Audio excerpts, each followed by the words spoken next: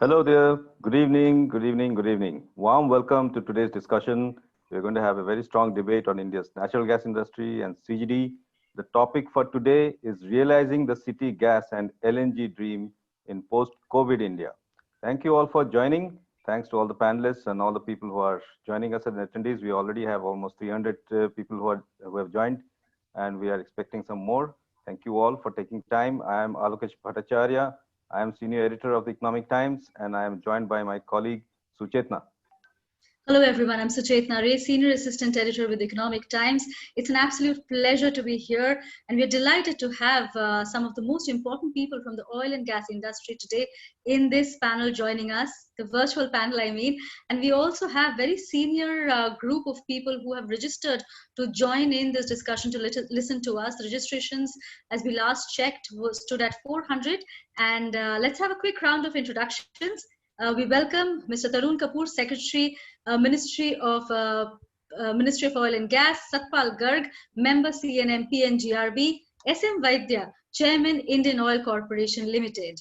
We also have with us Arun Kumar Singh, Director Marketing and Additional Charge Director Refineries of Bharat Petroleum Corporation. We have ES Ranganathan, Director Marketing of GAIL India. And we have Vinod Kumar Mishra, Director Finance and Additional Charge of MD and CEO of Petronet LNG. Thank you, gentlemen, for joining the Economic Times in this debate on the future of India's CGD and natural gas industry. You know, gas is so very important for all of us and for the entire economy. So this is really a debate that we're looking forward to here at the Economic Times. Time permitting, we will take some questions from the audience as well. I can see the count steadily going up. It's now 336, which is fantastic. And of course, to the audience, I would mention to you that please do not try to use the chat function. It has been disabled. If you have questions for the panel, please put your questions in the Q&A tab that you can see at the bottom. A little bit of context before we begin. The government of India has a vision to increase the share of gas in India's energy mix. True to that vision, we've also been seeing the demand of natural gas. It was rising before COVID-19 hit the world. In 2019-20, for example, India's import of LNG increased by 18%, partly prompted by the weakening of global prices. And because of this price fall, the gas import bill also fell 8% to 9.5 billion in 2019-20, despite the rise in the volumes. All is well till COVID-19 struck. And as we've seen, it's been a huge disruption effect. The pandemic played havoc with all industries, including oil and gas. As the world went into an unprecedented lockdown, demand for fuel nosedived. And we all remember how in some parts of the world, crude futures actually went into negative territory. In India, LNG demand from CGD companies, LNG power plants, and also from the refinery and petrochem sector drastically fell. Since then, of course, the lockdowns have been eased. Despite some of the regional and local lockdowns, those have also been eased now. Situation has improved. Fuel demand has returned. And gas, of course, has several policy advantages. You know, it has lower taxes than competing fuels, subsidized prices that make gas far cheaper than oil. It also is supported by a very clear government desire to see the gas network expand throughout the country. So we have seen several price reductions in recent times, including a 25% price cut that was announced yesterday. Right. Of course, what that does to producers like ONGC and OIL is quite another story. But perhaps consumers like us and consumers like those who are listening in today, they can hope for a cut and reduced prices on their PNG and their CNG fuel bills. At the same time, one could also argue that natural gas is perhaps more environment friendly than oil. And perhaps the pandemic would spur an increasing interest and investment also in natural gas and other cleaner fuels such as solar and wind. But one must also remember that India will be competing more intensely in gas imports with advanced economies in future. A report by the IEA has predicted that Europe's import bill of natural gas will increase by 10% over the next 5 years. That's big as far as Europe is concerned, because production in Europe will rapidly decline while demand will hold steady. That's the prediction that IEA has made. How is the Indian natural gas ecosystem preparing for such competition, even as the need for gas imports will surely rise, because we move to realizing the government's dream of making that a large part of the energy mix? These issues are at the core of today's big debate how can we increase the share of natural gas in India's energy mix is a question that we will ask. The challenges are substantial, we know, but they must be overcome in the greater interest of sustained and sustainable economic growth. It's a challenge that as a nation we all look forward to. But before we get into the business end of this session, I would first invite Mr. Vinod Kumar Mishra of Petronet LNG to welcome everybody. Mr. Mishra. Thank you very much. First of all, I welcome respected Shri Tarun Kapoor ji, Secretary PNG, MOPNG, and Shri Satpal Garg ji, Member PNGRB, Shri SM Vadya ji, Chairman IOCL, and Mr. Arun Kumar Singh, Director Marketing and Additional Charge Director Refinery BPCL, and Mr. E.S. Ranganathan, Director Marketing GAIL. So welcome to all. And basically, topic I was looking at, it is realizing city gas and LNG trade in post-COVID India. So still we have to reach a stage where we can say it's a post-COVID. We are still running in between that. So hopefully we can rightly say that this is post-lockdown era that we are emerging, and hopefully that we should recover to the pre-COVID level. And we are doing that in a fantastic manner, and hopefully in time to come, we will be able to do it in a bigger manner. But of course, 2-3 months have been lost. That is a big loss to the economy as well. But now we are doing well. So now I hand over to Mr. Bhattacharya again to conduct the session. Thank you very much. Thank you, Mr. Mishra. I'll take over from you. Thank you for your welcome address. I will now hand over the stage, the virtual stage that is, to Mr. Tarun Kapoor, Secretary MOPNG. Mr. Kapoor, for your keynote address, it's over to you, sir. Sir, you're on mute.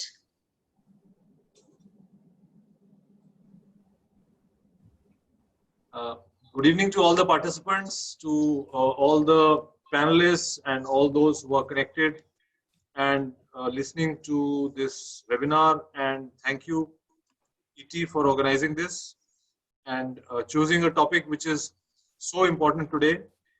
So as India's energy requirements grow, and as India develops, and as India looks for cleaner fuels, the importance of natural gas and LNG is increasing. World over, we've seen that in the most of the developed countries, natural gas plays probably the most dominant role to meet the energy requirements. So world over, the percentage of natural gas in the energy mix is 24%. We are still at 6.2%. We are targeting 15%. And we want to move fast towards that and maybe even go beyond that. Now, if we look at what has been happening in the country in the last few years, we see that a lot of renewable energy is coming in, and a lot of people are moving from the unknown sources or unmodern sources of energy to modern sources of energy. So the usage of LPG has gone up, and we are looking for types of fuel which are more convenient and which are cleaner. So if we want to move towards cleaner fuels, then maybe the ultimate is electric vehicles and maybe solar and various other forms. But in the short run, and here short run would also mean say more than 10 to 15 years, natural gas is probably one fuel which can really help us, and we can get this transition very fast. Now, if we have to move into natural gas in a big way, then we need infrastructure in the country. The advantage with natural gas is that you can transport natural gas without problem through pipelines. The other advantage is that you can use it very easily, whether you want to use natural gas for industry or you want to use it for commercial uses, transportation or household uses. It is easier to use. When you get a piped natural gas connection in your house, it becomes so much easier. So with this requirement projected to go up, the first job at hand is to set up a trunk network in the entire country. So we are fast developing this trunk network. We already have about 17,000 kilometers of trunk lines installed and working, and work is now going on another similar capacity. So with 34,000 of this trunk network pipelines commissioned in the next, say 5 years, the entire country would be connected with natural gas. After that, then the next job or parallelly which we are taking up is the distribution network. So with distribution network, what we mean is that gas should reach every household as far as possible. It should reach industry, commercial establishment, and also be available for CNG. So we have this massive program of city gas distribution. The areas have been tendered out by PNGRB, and because these tenders have happened recently, so except for say bigger cities like say Delhi, Bombay, one doesn't see too many connections as yet. But things are going to change very fast, because all these organizations who got these tenders have to put up the infrastructure in say next 3 years, 4 years, or at the most maybe a little more than that. But in the next 3 years, we should see a very major change. PNGRB has already covered about 50 to 53% of the area in the country. Most of the major cities are already covered. And with the next rounds, I think the remaining areas will also get covered. So as the piped gas infrastructure becomes a reality in the country, we want that there should be a major shift to natural gas in transport. So we want to see more and more vehicles shifting to CNG. Now this will happen if the motor vehicle manufacturers also encourage this shift. If we have fuel efficient cars and we have factory made cars, we are not looking for kits and then modification in cars. That's not a very efficient way of going about this. So we want factory made good CNG cars available. In the last few years, more than 100 models have come. So there is a good response, but then the numbers have also to gradually go up. And then we want the CNG network also to expand so that CNG is available all over the country. Then we want maximum connections as far as households are concerned. So people would gradually shift from LPG to piped natural gas, and industry also has to shift to natural gas in a big way, and similarly commercial establishments. So this will happen with time, but probably there is a need to make it happen faster. So connected with this are a lot of reforms as far as our rules go, as far as our taxation goes, as far as our systems go, so that gas can be transported freely across the country, so that people can buy, sell, and we have a very open gas market in the country. So gas exchange has to become functional. It's already there, it's already started, but it's gradually gaining momentum. The consumers should be able to buy gas in the open market.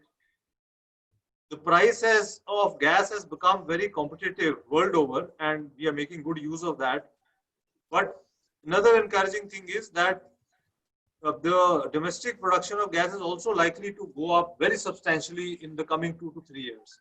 There have been some gas finds, and then those some of those fields are going to go into production. And right now we import say around 55% of our natural gas requirements, and this percentage is likely to come down if these domestic gas fields, wherever now production is going to start, if they can produce sufficient quantities quite soon, and then we expect that there will be some more discoveries. So sum total, the gas market in India would open out. People would be able to buy gas according to their need. They would be able to buy gas for short-term needs, medium-term needs, long-term needs. They would be able to buy gas at price which would be affordable. They would be able to transport gas freely without any monopolies operating. LNG, when it gets imported, it has to be regasified, so that also cannot remain a monopoly. So anyone should be able to use that infrastructure. So all this is required to open out the gas market in the country. Small producers of gas should also be able to sell gas. So we are looking at all types of reforms so that we have an absolutely open market available in the country, and anyone who wants to source gas from a supplier of his choice is able to do so. So with this, we are also looking at biogas, because while we look at expanding the production in India through the gas fields, we also want that the agriculture residue or other wastes are utilized for production of biogas. So compressed biogas is a major program with us. Now this compressed biogas will also be blended with the natural gas, and and seamlessly it will go into the system. So the availability of domestic gas will improve because of this compressed biogas also. So with all these efforts which the government is making, we are very hopeful that India's energy scene is going to undergo a very major change. Thank you. Thank you. Thank you very much, Mr. Kapoor. Quite a privilege to have you with us here, Mr. Kapoor, and present to us your vision. It's really interesting. And, two things, if I can take away from your talk. One is that you said that in 5 years, the entire country will be covered by natural gas, which is fantastic. I think it's the kind of expansion that we are looking forward to. And of course, you said that this will be opened up for other private players also to participate in this industry. So which will also hopefully spur a lot of competition and lower prices for people like us, right, Suchetna? So that's something we look forward to even more. So let us now get to the panel discussion. We will start with Mr. Mishra and Mr. Garg. So, we were talking about the government's desire to increase the access to gas to about 70% of the population by 2025. But right now, Mr. Kapoor said entire country in 5 years, right? So that's changed. So we'd like to understand from you, what is the roadmap that is needed to achieve this? What are the challenges? And how can companies like yours and how can the regulator also help the government in proactively in meeting this objective? Mr. Mishra, first to you, and then I'll come to Mr. Garg. Thank you very much. Actually, first of all, I would like that in this direction, government has supported in a big way. If you look at the aligning of gas prices according to the market that is there, and apart from that, the kind of CGD bidding which has happened in 9th and 10th round, and then addition of almost 136 GAs which have been there, making total to 228 GAs. So this is a big attempt to spread natural gas to every corner of India. And if you look at the kind of access, there was no access to the eastern India so far, but now the pipeline is coming up there also. This Jagdishpur Haldia pipeline is coming up, which will cover entire eastern region. And I think it will be covering almost 70% of the population, which I have on record after the pipeline networks are completed. And apart from that, if you look at 53% of the area of country will also be covered through this GAs, 228 GAs, which will cover almost 402 districts and covering almost 27 states and UTs. So this is how it is going in a big way. And I am hopeful that currently the consumption of city gas is around 28 MMSCMD, which has been there in last year, which I hope will continue to be so. So this will be almost double in next maybe 7-8 years, because after completion of all these city gas network, it will reach to everybody. And then there is a lot of latent demand which is there in various cities, in various states, but because of lack of infrastructure like pipeline and connectivity to the consumer, there are issues which is preventing the consumer from using natural gas. But after this network is laid, I am hopeful that it will reach to almost 70% of the population, and the city gas will be spearheading the consumption of natural gas in future. Because it's now 28 MMSCMD, it will almost double, more than 50 MMSCMD it will be there in next 7-8 years. So this is my hope, because this is a sector which is growing very fast. Apart from that, if you look at There are other areas where it will further increase is the power sector where it can increase because we have almost 25,000 megawatt power plants which are lying stranded or are being utilized at a very low level of 20 to 25%. So there is a hope that a policy initiative to just revive those plants can help. And certainly that will be a sector which will witness a huge growth because right now, if you look at the consumption of natural gas in power sector, it is around 30 MMSCMD, which is basically around 7-8 MMTPA. So this can double in next few years, only 1 or 2 years, because infrastructure is already there. And other thing is that those power plants are lying idle, and there is a need to revive them. Otherwise, they will also become safe. So there is a need to have a policy initiative so that natural gas can be utilized in these plants. And at this point of time, if you look at the price of LNG, which is very low, it was earlier $2-3. Now it's around $4 and $5 in between. So I think this is the right time that these plants can be revived and gas can be utilized in those plants, and uses of natural gas will certainly be increased. So this is another sector which can perhaps play a big role in utilization of natural gas.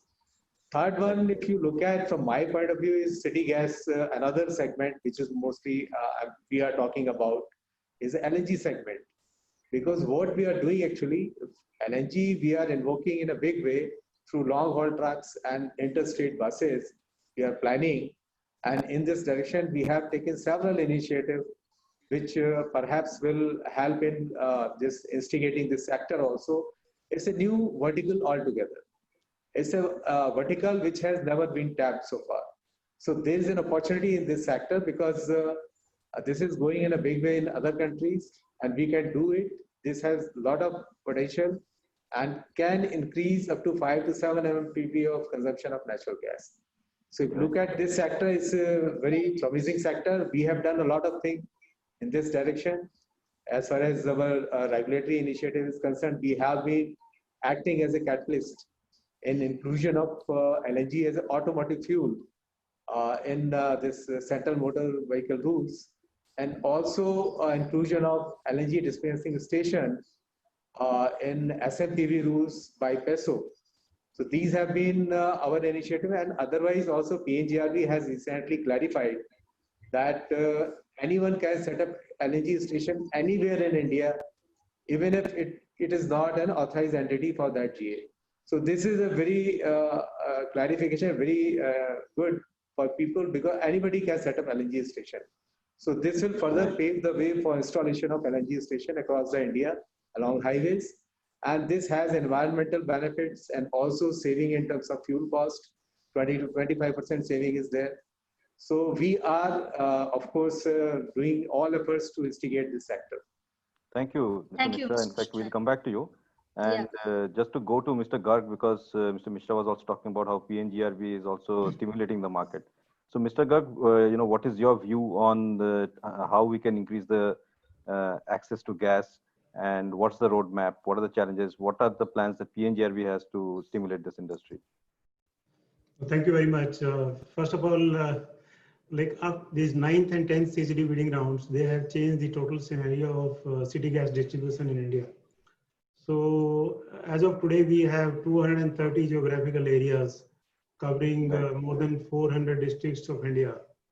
And coverage in terms of population is 71%. And in terms of area, it is 53%. And just before 9th bidding round, which happened in 2018-19, the coverage was only 20% in terms of population and 18% in terms of area. So there is a huge jump in terms of coverage of city gas distribution network in India. It is another matter that it is not like immediately after authorization, network development takes a period of 8 to 10 years. And this coverage will happen over a period of 8 years. In fact, we were also planning 11th CGD bidding round, but that has now been deferred in view of the current COVID-19 situation in India or worldwide. Yeah. So we are waiting for the appropriate time, and maybe we will launch 11th bidding round once the situation normalizes. In terms of like what has been done by PNGRB and government to promote natural gas in India, like first of all, I would take the contribution of Government of India. Government of India has granted viability gap funding, or we can call it VGF, to 2 natural gas pipelines, which is Jagdishpur Haldia and Northeast Gas Grid. So the total VGF is about 11,000 crore, and it is really a game changer. The pipelines which were not economically viable on its own have been made viable because of VGF. Then there are a lot of problems in terms of getting ROUs, permissions, etc., both for trunk pipelines as well as city gas distribution. So far trunk pipelines are concerned, I think central government is regularly in touch with state governments. And in fact, even at ministers level, there is regular interaction with state governments to facilitate the process of ROUs and ROUs for trunk lines and permissions and approvals for city gas distribution network. And in fact, so PNGRB and government have jointly formulated a draft CGD policy or model CGD policy, which we have circulated to all the state governments to adopt it with or without modifications. Right. And basically, we encourage state governments that they should adopt the CGD policy, so that then there are the approval process is streamlined and standardized, and even the restoration charges, which vary very hugely in different states. So if the restoration charges can be rationalized. So CGD policy is another area where we have worked. And I think as Mr. Misra was mentioning, we have deregulated LNG sector. Anyone can set up LNG stations anywhere in India. And which was a long due demand from the industry. So that has been opened in June 2020. So now it is up to industry to make use of this and make LNG stations a reality. Yeah. We have recently finalized gas exchange regulations. Of course. So very soon we will see a gas exchange actually operating in the country. And we have also notified a proposal to introduce unified tariff for natural gas pipelines. So right now the tariff in far-flung areas is quite prohibitive, and gas is not affordable to such areas. So by introduction of unified tariff, the gas will become affordable in far-flung areas. I'll come to... Sorry, you want to add something, Mr. Garg? No, please. I wanted to go to Mr. Vaidya with the same question. Sir, we're talking about, Mr. Tarun Kapoor just spoke about how the entire population, large sections of the population will have access to gas in the next 5 years. And yet we have a lot of challenges. The basic challenge is even to increase your infrastructure, you need participation from the state government, from the city level administrators, which are very difficult to come by. So given these constraints, do you think that this target is realistic? I mean, the policies look very good on paper, but what do you think about the implementation? First and foremost, thank you for getting me on this webinar. Pleasure is ours, sir. And the debate that gas is a destination fuel or a transition fuel, that will continue. But as you rightly said, India has got a great plan to, as our secretary has said, to have the gas in the energy pie to 15% by 2015, at 2030. So the government of India has initiated several measures to promote a gas-based economy and enhance the share of natural gas in the country to 15% by the year 2030. So Indian Oil too is gearing up to play a very pivotal role in assisting this ambitious target on account of captive demand materialization of about 9 million tons per annum by the year 25. So India currently has about 42.5 million tons of LNG regasification capacity, which is expected to reach about 63 million tons by the year 2024. With respect to natural gas pipeline networks, the PNGRB has already authorized 32,559 kilometers of pipeline as of 2020. Of this, 17,000 kilometer pipelines are operational and 15,000 are under construction. Over the past 2-3 years, there has been a growing attention on development of gas infrastructure, including gas pipelines, LNG import terminals, city gas distribution networks, and allied infrastructure. The ultimate aim is to cover about 70% of the population and set up CNG, LNG stations across the country. Domestic and foreign investments in the natural gas sector are likely to be in the range of $60 billion over the next 5 years. It is imperative that all the stakeholders, that is policymakers, regulators, the gas suppliers, transporters, and consumers, we all play a limited role. Each one of us has a pivotal role to play in achieving this ambitious milestone. And since the domestic gas production gains are unable to cope with the very strong growth in the demand, LNG imports are called to play an increasingly ever-increasing role to bridge the demand-supply gap. So completion of natural gas grid, the unlocking of new untapped geographies, that is eastern and southern India, with the commissioning of the Dhamra LNG terminal and Jagdishpur Haldia pipeline, gas-starved eastern India will provide a significant impetus to India's gas demand by about 5 million tons per annum in the short term, that is 23-24. The same shall be supported by expansion of LNG terminaling capacities across the coastline of India, especially the east coast, and decongestion of the LNG terminals on the west coast. So there is a need for a separate transportation and commercial activity. So complete management and legal unbundling of the marketing and distribution activities to eliminate monopolistic conditions from the market and allow competitive forces to establish a fair and transparent market, assess price, thus passing on to the benefits of the customers. And India presently has one of the lowest pipeline densities, 0.05 kilometers per square kilometer among the major gas consuming nations. So there are concepts like virtual pipeline and LNG on wheels necessary for catering to the off-grid demand centers and regions where pipeline development is tough. So Indian Oil is working with ExxonMobil on gaining experience and technical knowledge for delivering cost-effective natural gas in ways other than the traditional pipelines. And as Secretary Petroleum has said, at present, different tax structures exist like VAT, CST, customs duty, etc. And distortion is another factor that infringes on the use of natural gas. If this is removed, gas will not be a disadvantage over other competing fuels. Therefore, natural gas to be brought under GST, a successful implementation of the trading hub. I think with all this, it's very much possible. It's not a pipe dream, it's a reality.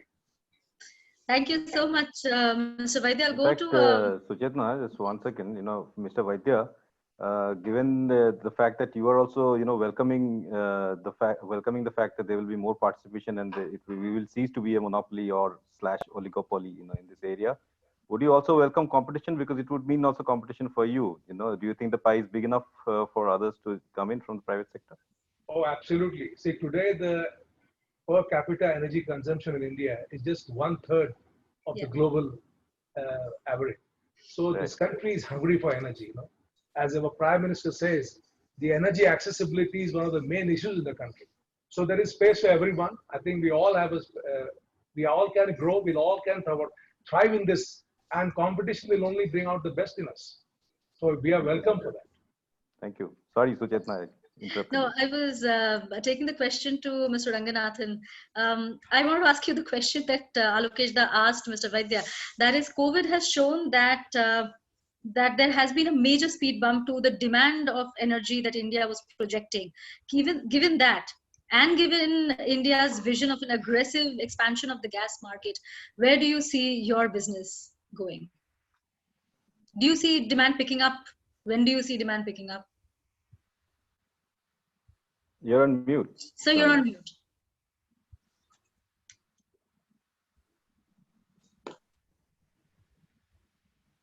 Good afternoon.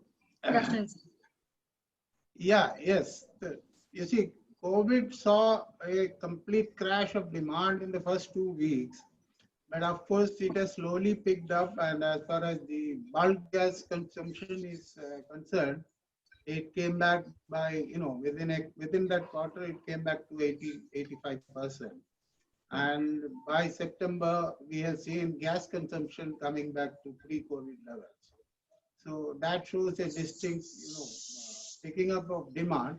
Though the small SMEs, industrial and commercial sectors are not consuming that much, and city gas is also, having a problem of this CNG consumption not being up to the pre-COVID levels. But we have seen other areas like power and fertilizer pickup, because we are going to have a bumper crop, for sowing.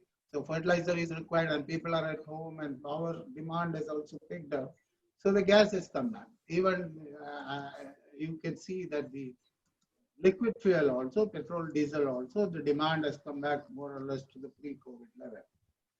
Yeah. If you look at this, Niti Aayog had actually put out a India energy security scenario, wherein they have made an energy pathway leading up to the year 2047. So there, what you can see is that the natural gas import may come down, but the coal and oil, it's expected that it will still be more or less, depending on imports. And the main sectors that will be consuming the gas, the anchor sectors, will be continuing to be the fertilizer and power sectors. But CGD, we feel, is a very big growth driver. So the main, hurdle in gas consumption in this country was the availability and accessibility. So that has been partly solved, as Chairman IOC said, by improving the accessibility pipeline infrastructure into the eastern and the northeastern India, the Urja Ganga and the Indradhanush pipeline. But So don't now you think the it's whole, easier said than done? Mr. Ranganathan, don't you think it's easier said than done, expanding this network? Oh no, in another 3 months, you can see that the Jagdishpur Haldia Dhamra pipeline would have reached Odisha, and it will be completed by another 6 months. Of course, the Barauni Guwahati pipeline will be completed in a year only, but the connecting 7 states of Northeast, which was actually unthinkable now, is now going to be a reality.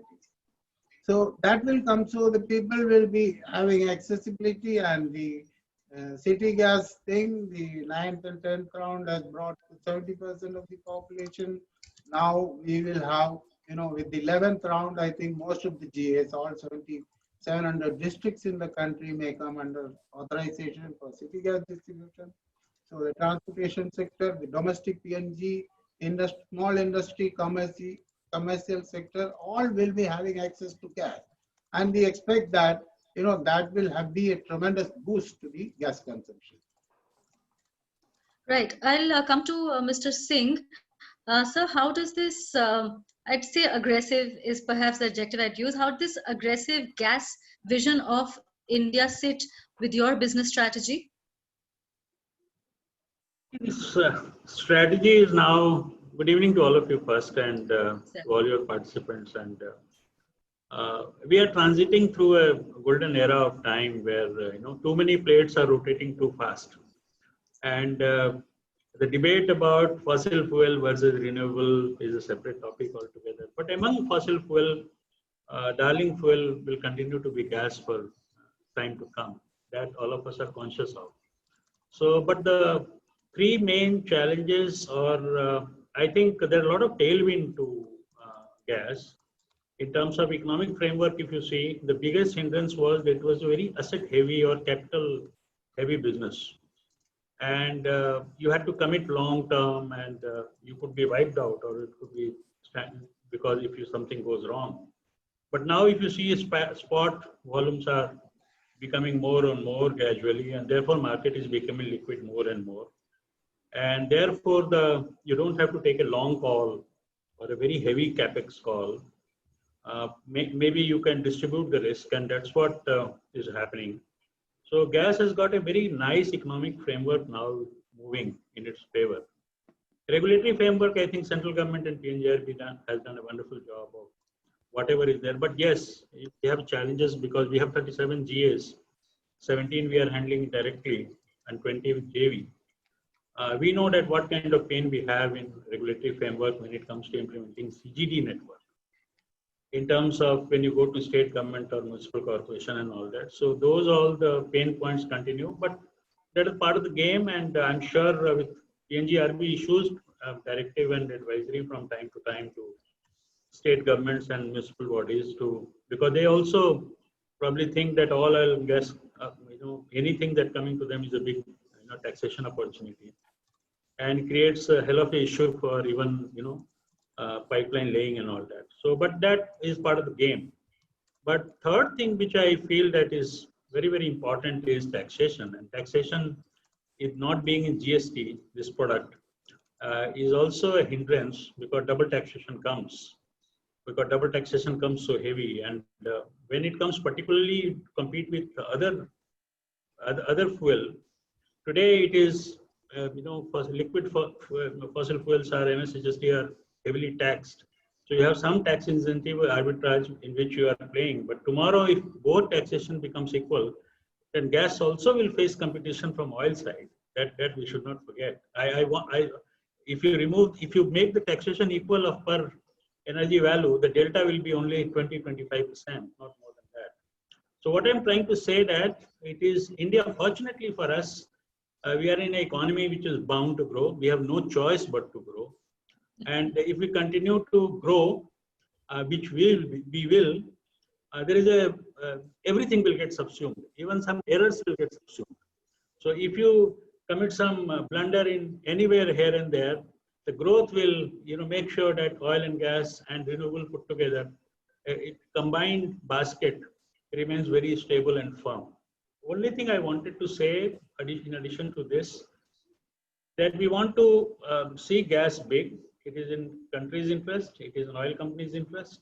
But the journey of gas, if you leave aside fertilizer and power, last year CGD was moving very fast. But this year, of course, this is a temporary, stop. And now CGD will be back because petrol is almost back at same level, pre-COVID level. So I have no reason to believe that why CNG will not come back to pre-COVID level in a month or two. So it is just a blip. So post-COVID is nothing but in some time will be pre-COVID. So it will be pre-COVID, it will be equal to post-COVID. So I don't see much of a difference between the two, except for the fact that here onward, we have to accelerate fast because we have a definitive time frame and we don't have time. And fortunately, access issue is largely addressed now because once this Eastern region grid is complete, and affordability in gas is never will be an issue because it has to be benchmarked to liquid fuel. So affordability, particularly in plains where the hills are not there, where CNG vehicles can navigate and move fast, I see a grand future, and also of the fact that there is arbitrage between two fuels. So economy is already there, environment friendly fuel is already there. India, we have nothing to worry because we have huge growth. All three energy combined, primary energy is bound to grow at 3 to 4% come what may. And the 4% if it grows in basket, and coal, if it is not further allowed to come in power generation, only gas is the way forward. So gas for power generation, fertilizer, and the transportation and mobility, and also PNG, and also for industrial connections, gas is a sure shot. But we have to put our heads together, make an ecosystem which pulls it fast, and government has aimed 2030 to have 15% gas in the primary energy basket as share. I think it is achievable. It is achievable because if all our heads are, because there is no restraint from economic factor, there is no restraint from regulatory factor, there is no restraint now from this access factor, affordability factor. I don't see any reason for gas not growing. So gas is a very grand future. Right, Mr. Singh, thank you very much. Some very interesting points you mentioned about power plants and also. And I'll come to Mr. Vaidya with this question. Maybe it's a slightly difficult, or rather not difficult really, but it's a strange question to ask a group of oil, and gas industry people. But basically, if we look at it, if you look at the power industry, almost 50% of the power generated is now from renewables, right? From solar and from wind. And if you really look at the long term of energy, then the demand for LNG, the demand for gas, which is rising now, could be, like you said yourself, whether it's a transition or whether it is the future is something that is debatable. But I'd like to just bring in this debate a little bit here, because, and I want all of us to participate in this. It's not a question only for Mr. Vaidya, but for everybody. But we'll start with you. And I wanted to know, basically try and understand is, if the future is going to be true renewables like solar and all, how does that impact, if you're talking about say 10, 15 years away, by the time the solar storage will also, technology will be matured, right? Things will change, the ecosystem will become stronger. How do you see this push now for natural gas playing out in the future, say 7, 10 years from now, when true renewables will become far more stronger than they are now? What I said was gas is a transition or a destination fuel. So let's talk of it as a transition fuel. It's going to be the bridge. It's going to be the bridge fuel till really what you're saying, the renewables really take charge. And I think you should also include hydrogen as one of the ultimate fuels. Because hydrogen will be truly the fuel for the future. So till such time we reach that destination of renewables and hydrogen, I think gas will play an increasingly role. Now coming down to your part of the question about what is the role of oil and gas and the renewables in the days to come. Well, the recent BP Energy Global Energy Outlook was published, and it has said that the growth of energy consumption in the emerging economies led by India and other Asian economies is going to be phenomenal. I mean, they are expecting that it will be doubling by the year 2050. In fact, the oil demand, which is currently in the range of 5 million barrels a day, it is likely to go to 10 million barrels a day by 2050. Of course, this is business as usual case, but even if you take care of the transition, a fast transition for the renewables as well as for the other forms of energy, the fossil fuels will have a role to play in the days and years to come. I mean, I'm repeating that the appetite of this country for fuel is phenomenal.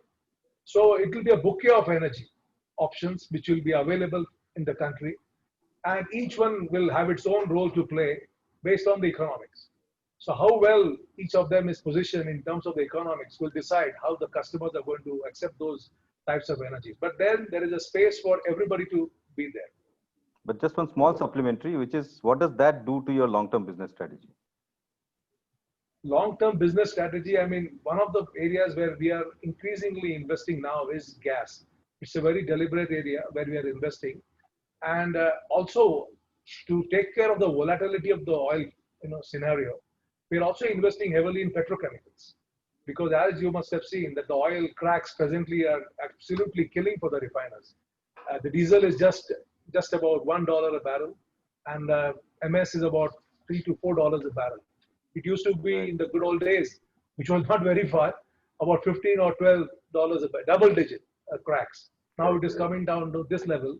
So to protect myself, to cushion myself from this volatility, we are, as a big strategy, we are going in for a lot of petrochemicals. And Indian Oil, the petrochemical intensity, that is how much of crude I convert to petrochemicals, is presently quite low. It's in the range of say 5 to 6%, and we intend to take it up to 15 to 20%. So that way we will be taking care of the risk factor.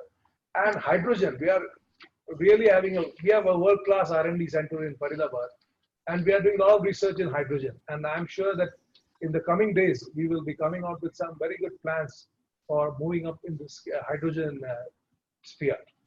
One more thing, since we are in Delhi, I mean, we have already commissioned the HCNG plant, hydrogen CNG plant in Rajghat depot, and we will be running 50 buses of HCNG, that is hydrogen spiked CNG. And the best part of this particular fuel is it will give near BS6 emissions in a BS4 fleet. So that is just going to be there. And so HCNG also will be a very big game changer in the coming days. Without changing of the fleet, if I can get a better emissions, then I think that's what the country needs. That's fantastic. I'll go to Mr. Mishra with a point that Mr. Vaidya raised. He's talking about the volatility that we always see in the hydrocarbon market. Talking about gas, how can we hedge against global market volatility, against geopolitical uncertainty in order to ensure uninterrupted and affordable supply of gas to India? True. Actually, if you look at, we have recently just experimented this concept through the different price discovery mechanism, where we floated some RFI and found that globally people are interested in placing their volumes because Right. the oversupply situation of natural gas across the globe. So if you look at the kind of FIDs which have happened in the previous year, 2019, almost 70 MMTPA FIDs have happened across the globe. And out of that, 43 MMTPA are uncontracted. Mhm. So look at the kind of natural gas available across the globe is huge. So what we experimented, because right now we have contracts which are linked to Brent and basically are always volatile because the price of Brent is always going up and down. But if you look at the kind of experiment we have done, we found that people are ready to place their volume. They are not much keen to have a higher price of gas. And we have floated a formula which was akin to a kind of mix of TTF and Henry Hub, and also subjected to a maximum price of JKM minus some discount. So this was a kind of formula which will keep the price of gas at a, even in a long-term contract for 10 years at the level of maximum spot price of a gas. So suppose there is a price of JKM, suppose it's a $5 today. So it will remain 5 or it can be less than 5 because it is formula driven. It is based on TTF, which is a European indexation, and then HH, which is basically American indexation, and combination of both, and then subjected to JKM, which is basically Asian gas index. So this is a peculiar formula we made and people responded to it. And we believe it that this is a formula which will keep the price of gas for next 10 years in line with the market price of gas. So this is a kind of thing which we can do for the contracts which are coming up in future.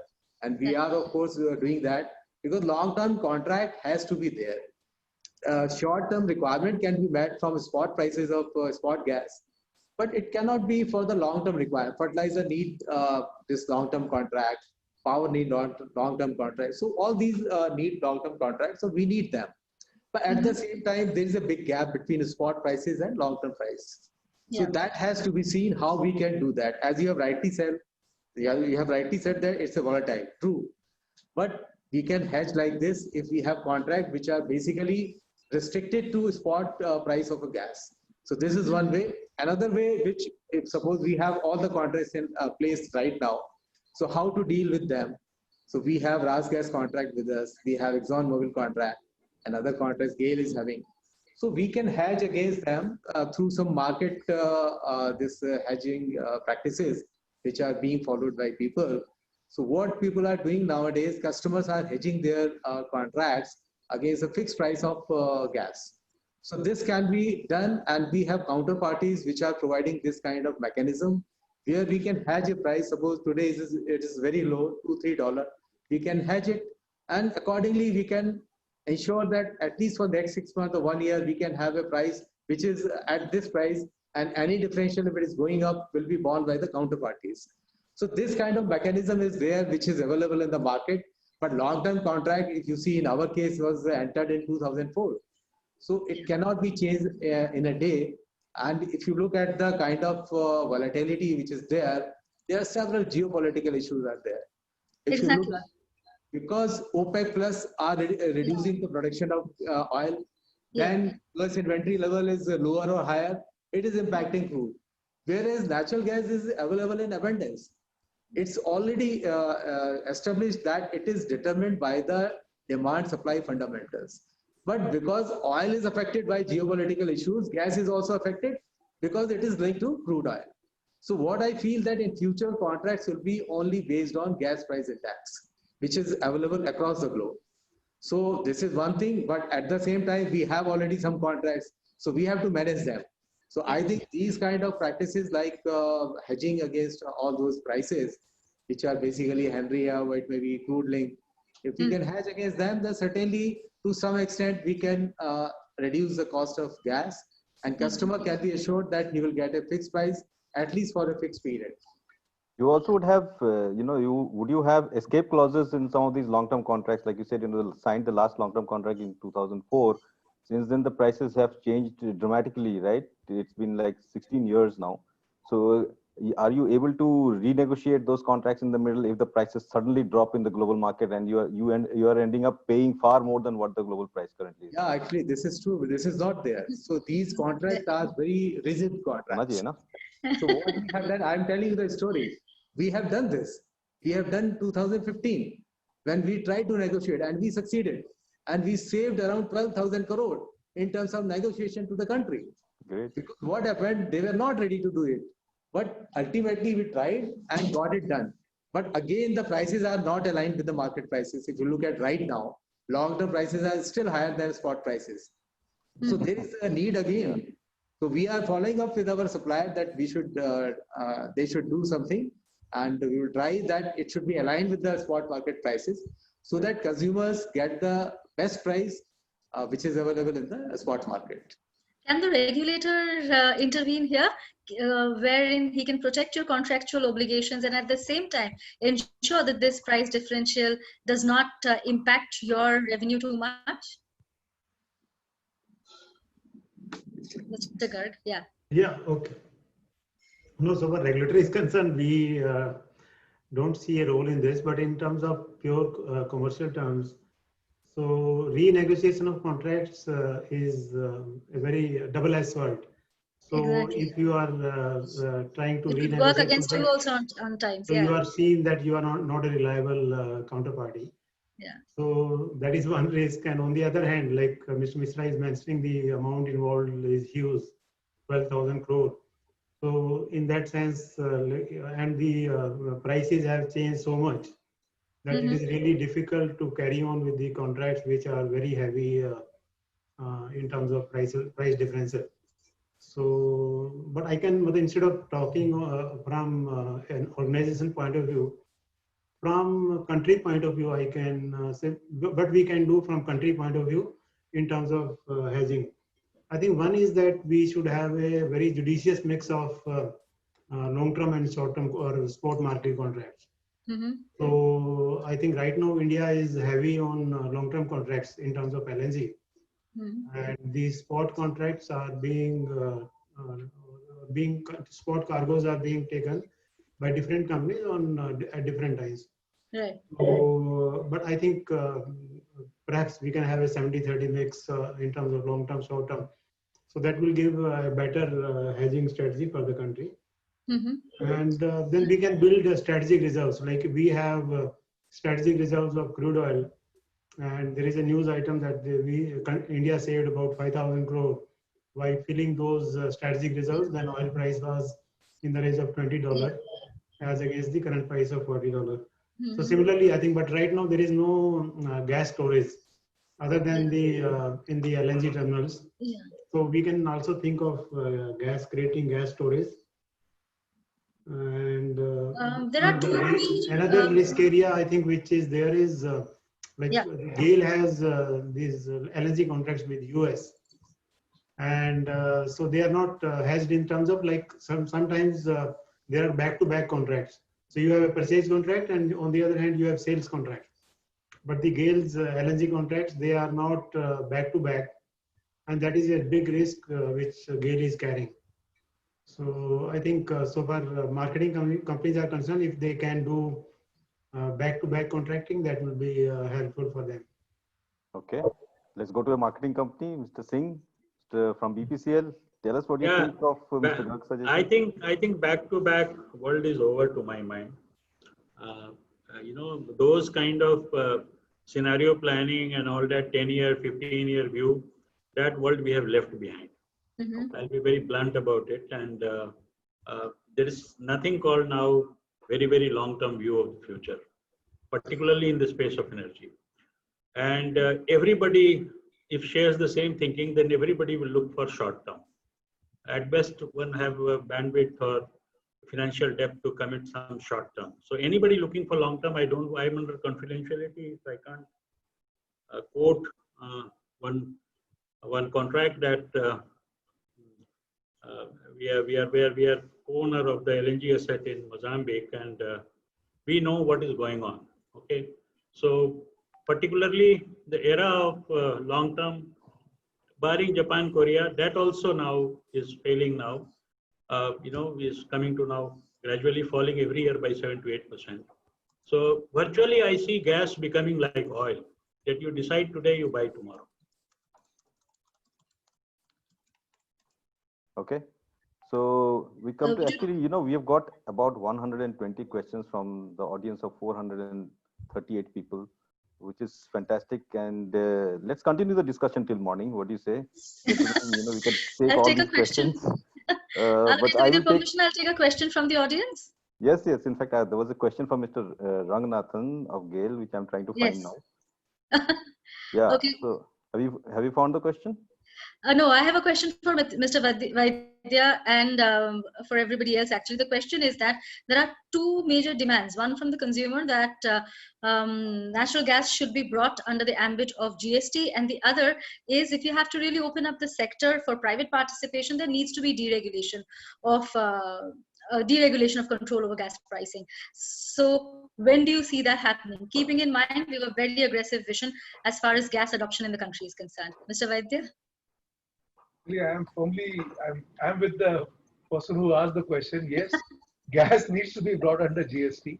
In fact, even we have got our own fuel products also need to be brought under GST. And yes, there is a space to. And the second part was about private players coming in.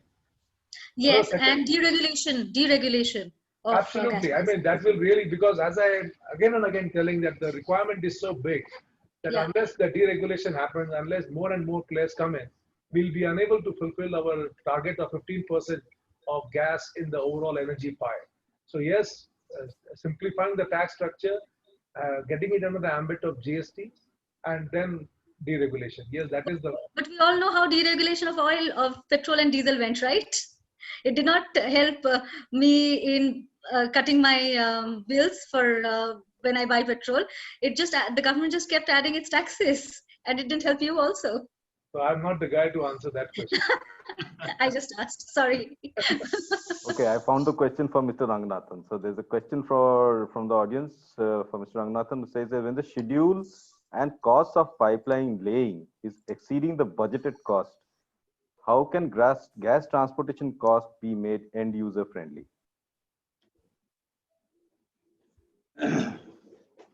Yeah, actually, you see, if you look at the pipeline, it is so investment heavy that you have to actually put in really 4 crore per kilometer, that's the level of investment that you require.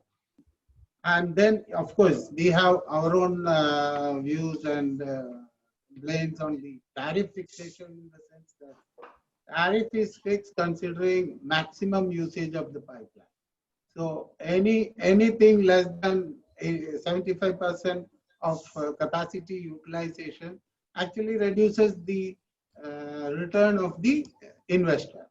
And the return is pegged at 14%. So you are getting something less than 14%.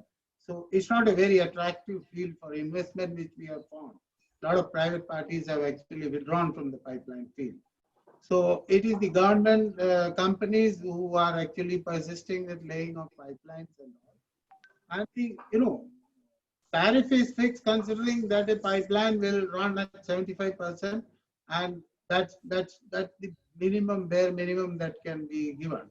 So I think the tariff is actually reasonable from the point of the customer. Okay, there is. If I can chip in here. Sure, please. No, basically, like one small correction, the rate of return is 12%, not 14%. That is one. Sorry, Mr. Ranganathan. And second is like PNGRB has a concept of normative capex. So if cost of a pipeline has unreasonably increased due to delays or any other reason, then we may not allow the entire cost of pipeline, and then we may consider only the normative cost of the pipeline. So that way the consumers will not be hurt. So they will, then the tariff will be fixed on normative capex instead of actual capex. Okay, there's a question coming in from Salik. He is asking whether we are still positive about the Iran-India gas pipeline. No, I don't think Iran-India gas pipeline is coming. Yes. Tapi is still alive. Tapi, Let's yeah. see what happens about it. Okay. There's another question. No, but so far, Yes, please. there is a company called SAES, Mm-hmm. and they are still pursuing that Iran-India pipeline, but not through land route, but by sea route, and bypassing Pakistan. That way, we will not be touching Pakistan. It will go from Iran to Oman and then Oman to India through sea route. But it has many technical challenges. So they have been pursuing this project for last more than, I think, 5 to 10 years, but it has not progressed much. And Because the water depth is more than 3,000 meters at certain places. So technically, it is very big challenge. right, Mr. Garg, you know, there is a question which I think you may be in a position to answer. It is for the government, but since you are government in this panel, I can take the liberty of asking you this question. And the question comes from Amit Rastagi, and he asks, what is the government doing to help gas producers? Because domestic gas prices have declined to all-time lows of $1.79 per MMBTU. When can we expect that a decision will be taken on domestic gas prices? So in fact, I'm not the right person to answer this question, but I was equally surprised. And being ex-ONGCian, I was more surprised to see this price of $1.79, which is effective from today. So in fact, we were just reading the news in last 2-3 days that perhaps there will be floor will be fixed based on Western India price or some other LNG indexation based. And I don't know whether that is still in the pipeline or it is off the table now. So, but any gas producer will not survive at this price. This gas price is not sustainable for gas producers. There's a question from Mr. Vaidya. Since you mentioned the HCNG, so the question is from Neeraj Bhatnagar. He's asking that can an existing CNG vehicle be tweaked for use of HCNG as fuel? Absolutely. I mean, that is the advantage what I was saying. With a simple tweak, the BS4, the current existing fleet, can be made ready for accepting HCNG as a fuel. And it is already going to happen. It's just a question of time. We have adopted 50 buses from the Rajghat depot on Delhi. And this is a Supreme Court initiative actually. And we will be going on a trial basis very, very shortly. Right. Another question coming in from Bilawat Hari. His question is, in case of imported gas price, which is much lower these days, how will the existing gas producers survive? I think he's talking about the indigenous gas producers. I think, yeah, the question is more or less the same of what we already discussed. No? Yes. Yes, so let me now come to, I think, Mr. Vaidya, you have a meeting, right? You've been getting messages from your office. So please feel free to, before we allow you to go, we need to take a group photograph. So we will continue the question answer session after Mr. Vaidya goes, of course. But if all of us can just smile into the camera, Nidhi, you are ready. You need to just take this screenshot.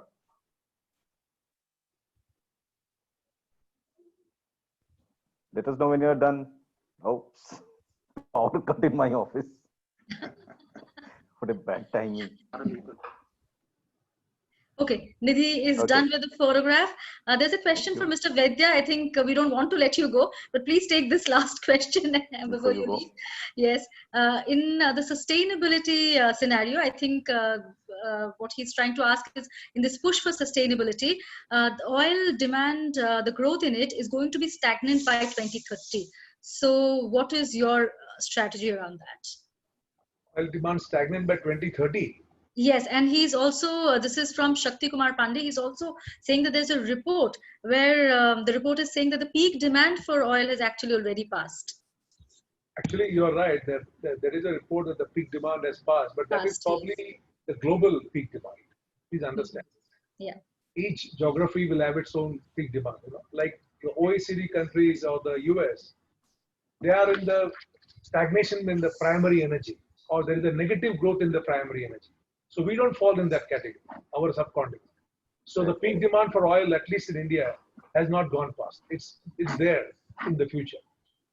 Okay, that's very nice to hear. and hopefully that will mean that our bills will keep coming down, which doesn't seem to be the case at this point, but hopefully that will keep coming down. Meanwhile, I'll go to Mr. Mishra. Okay, then thank you very much. Can I take a leave? Yes. Thank you, Mr. Thank you very much. Okay, thank you. Thanks a lot for joining us. Thanks. Mr. Mishra, I wanted to ask you about small scale LNG. Can you tell us a little bit about what are the developments in small scale LNG? How do you see the roadmap for further development in future? Actually, if you look at our plans, what we have done, we have already chosen this Delhi-Mumbai highway for putting up LNG station along this highway. And we have tied up with Gujarat Gas for putting up 5 LNG station along this highway. And also done some MOU with IGL and like that. So around 8 LNG station will be set up along this highway. And we are planning to have around 6,500 trucks along this route, which will be fueled by LNG. So this is our first pilot project, which may be coming up, and it will cover Delhi, Mumbai and Southern Corridor also.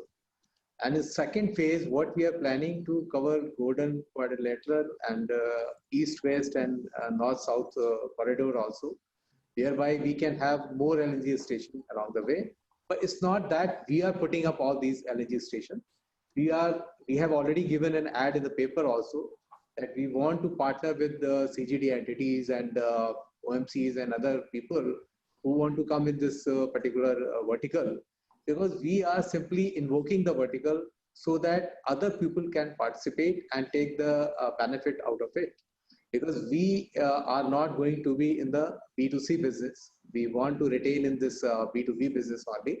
But for initiating a concept, we have to do something so that we can instigate that sector so that people are attracted to it. So this is how we are going forward in this sector. And as a pilot, if you look at us, we have already established 2 LNG stations, one at our Kochi terminal, one at our Dahej terminal. We have bought 4 LNG fuel buses also. 2 are running at Dahej and 2 are at Kochi, which are basically ferrying our employees from residence to workplace. So this is how we have already started our job. And as we have also placed some order for LNG dispensing station for putting up in Gujarat region, where we have tied up with Gujarat Gas. So this is how we are proceeding. And in future, we hope that this sector is very promising and it will enhance the consumption of gas for almost 5 to 7 MMTPA. So this has got the potential to increase the consumption of gas, and it has its own merits also. If you look at the kind of saving, as of now, it is around 25% as compared to diesel. And as far as the environmental concerns are there is less emission by 20 to 22%. CO2 emissions are less by 20%. So this is a good thing. Another area which is very good, SOX and this PM level is also negligible. So these are all benefits which are there. And of course, initially we have to instigate the sector by asking the fleet owners to just have the retrofitting so that they can see the merit of the case. And once the this proof is given to the public that this can work, then people will be attracted and they will come and set up the LNG station and also get their commercial vehicles, MHCV segment also into LNG. Because if you look at the kind of consumption of this transportation sector of diesel, it is around 28 million tons. And every year there is a growth of around 7-8%. So this growth means there is an equivalent diesel of around 5 million tons of LNG. So if 20% of that is converted into LNG, so 1 MMTPA can be increased in a year only. So this is the kind of data we have. So this is the plan we have in mind, and of course we'll be successful. We are hopeful. There's a question for Mr. Ranganathan. The question is that if we are to increase competitiveness in the gas market, we will definitely see a lot of private players come in. But will you allow a pipeline network of yours to be shared with another private company? In fact, GAIL has a portal wherein we have put up our spare capacity and anybody can book it on a first come first serve basis. And our average pipeline utilization is 50%, and some of the pipelines are running as low as 8% capacity utilization. So we will welcome more and more players coming with gas so that will actually improve our transmission business to a large extent. Okay. Yeah. In fact, there is a regulation also on this access code. So GAIL is bound to give access to third parties.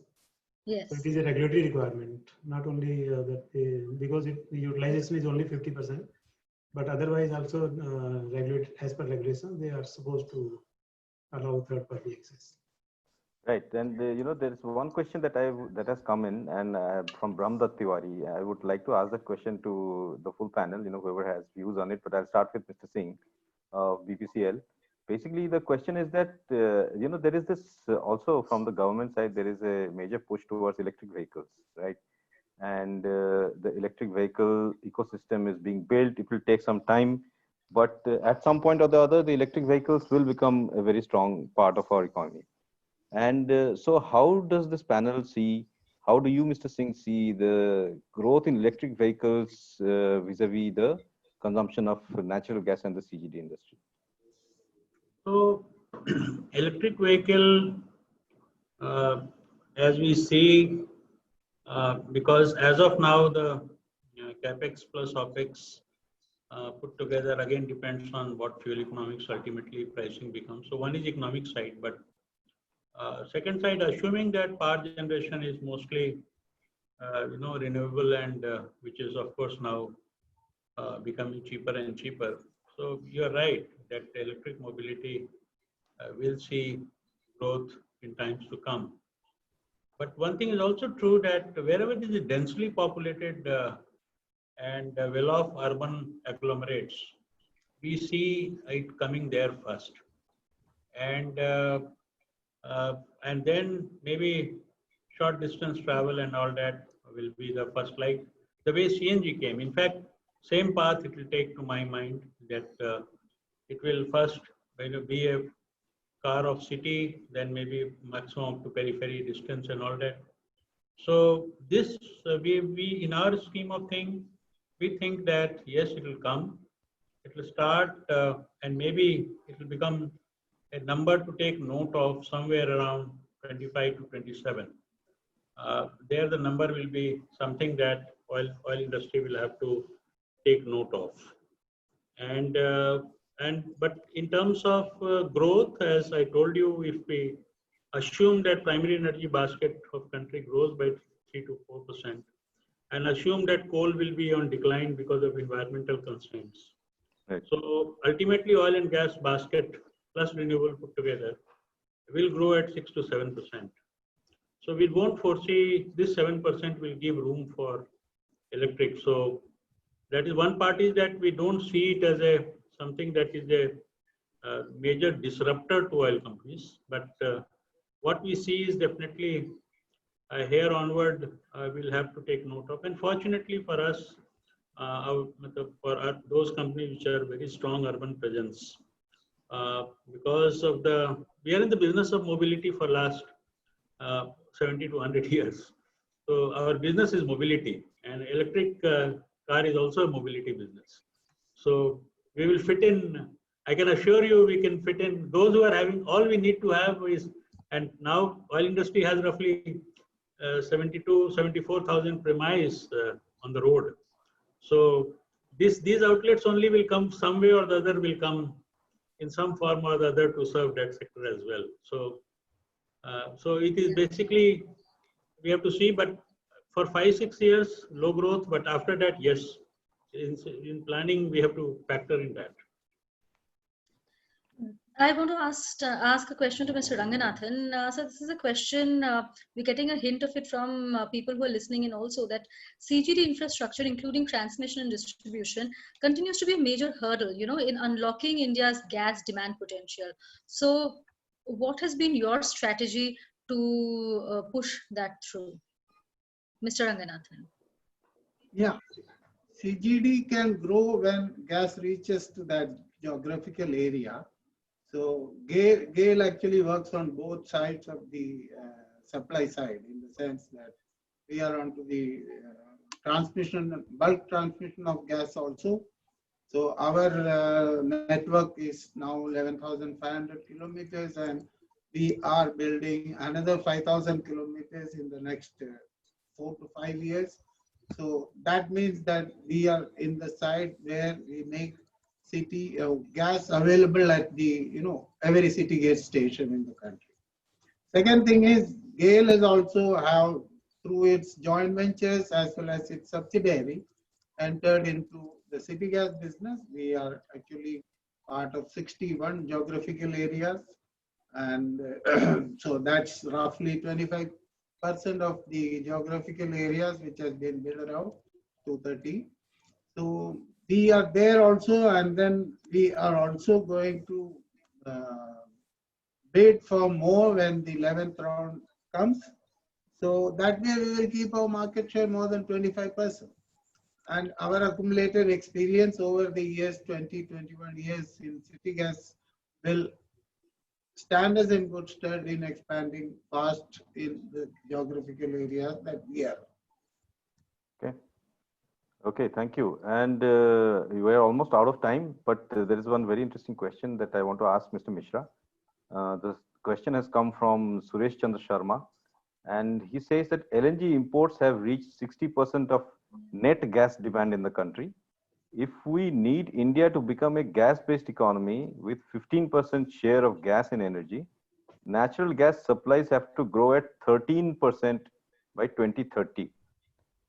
How is the industry prepared to meet this challenge? Yeah, it's true that because what he's saying that 15% is too high a level, but it's always better to fix a target which is higher than we can say that we can achieve it, because only then we can go forward to that level. But if you look at the kind of consumption we need at least around 800 million cubic meter of gas, 800 million this per day we need to consume to reach that level of 15%. So this is definitely a very difficult target. But if we reach even 500, 600, that will be good enough. But of course, our objective is to reach that level.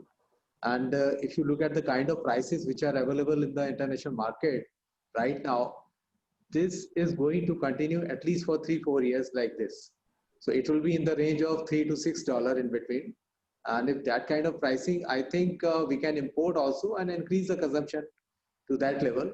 But I cannot assure you, but that much I can say that at least the consumption of gas will be double what is happening today in 2030.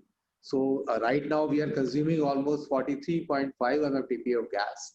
And by 2030, we should be able to consume at least 70 to 80 MMTP of gas. So this increase will be in both the way. Domestic gas also will increase. And as we have seen that there has been gas find in KG Basin and other areas, and 35 to 55 million gas is there per day, and that will be added to it. Still, there will be need for import of gas. So what I am saying that even import will be almost double. By 2030, the import will rise from 23 MMTPA to 40 MMTPA. So this is our anticipation. This will happen, and then natural gas domestically produced will also increase. So it is going to increase, but exactly 15% is to be seen, because it is true that it's a very high level of consumption which is needed. Last year, the growth has been 4%. So if you're looking at 13% growth, it's a challenge. And I think CGDs are coming and more industry will be coming. Refineries will also consume more, and fertilizer, as you have seen, is consuming more. So I think it will increase, but then we have to set a target which is very high, then only we can achieve it. Right. Thank you, Mr. Mishra. And there is always the CBG which is coming up. So if it picks up, that will be somewhat equivalent to another 5 million tons per annum.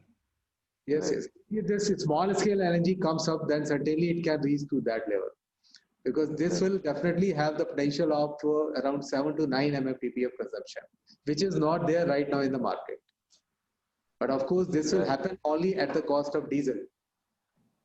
And not to forget that when you're saying that our energy gas imports are going to increase, we will also be, like we said in the beginning, right? The demand for gas is going to increase in other parts of the world as well. So there's going to be greater competition, and we don't really know what the dynamics of that are going to turn out to be. But we've run out of time, and I just want to, it has been a phenomenal discussion, and with a huge number of attendees, very strong questions. And Mr. Mishra, I just like to invite you to thank everybody before we say bye. Thanks to all. I think Mr. Singh, Anand Kumar Singh, and Mr. Satpal Garg, Mr. Ranganathan ji, and I think Vaidya Sahab has already gone. So I think thanks to all of you for joining this session. It was very interactive, and of course, the spectators who have joined us, they have also enjoyed us. And any question, I think they can be sent even afterward also, if at all. Thank you very much. Thank you, Mr. Mr. Mishra, there are still over 160 questions. We managed to ask just a few. Now that you've invited them to write to you, I'm guessing you're going to be flooded with questions for the next few days. Before we end, I would like to thank my co-moderator, Alokesh Da. Thank you very much. It was Alokesh Da's research that therefore we managed to ask you all these questions, and that is exactly why perhaps you liked also this discussion. And a special thanks to Mr. Tarun Kapoor for taking the time out and taking the time out for the keynote address. He told us about the very optimistic future for gas in our economy, and we hope that yes, in 5 years' time, there will be gas network that will connect all of us to whether it's in our kitchen or in our cars. It will connect all of us, the gas network. Thank you. In fact, thank you all very, very much. Thank you, Mr. Mishra, Mr. Singh, Ranganathan, Mr. Garg. Thank you very much. We look forward to remaining in touch with you. We will keep you posted. Thank you. Thank you very much. Thanks. Thank you very much.